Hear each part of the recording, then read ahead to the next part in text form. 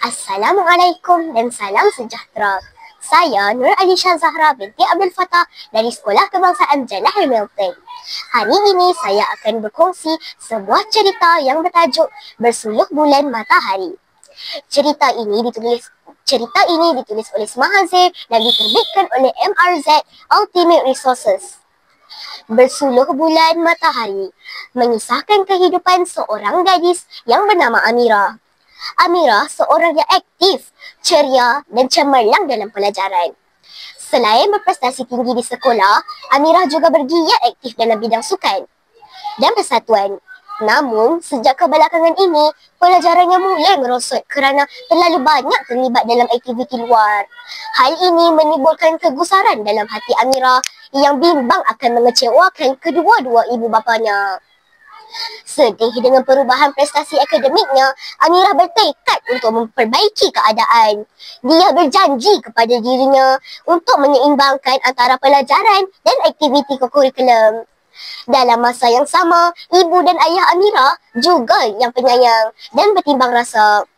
Terus memberi sokongan dan galakkan kepadanya agar tidak berputus asa.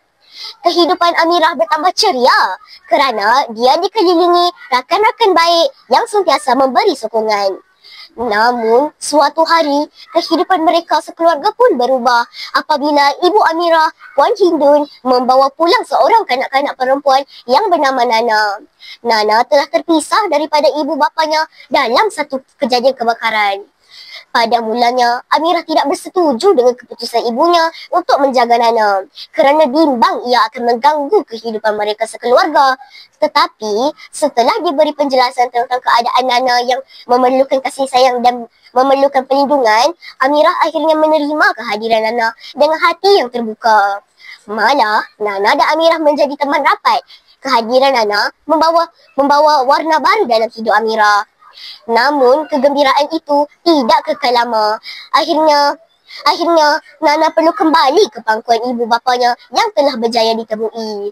Perpisahan itu sangat menyedihkan Amirah. Tetapi, mereka berjanji akan terus berhubung dan Nana berjanji akan datang melawat Amirah.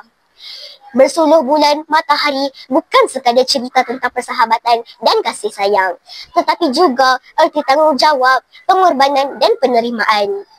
Ia mengajarkan bahawa dalam hidup kita akan bertemu dan berpisah. Namun, kenangan dan nilai kasih sayang akan kekal selamanya. Sekian, terima kasih.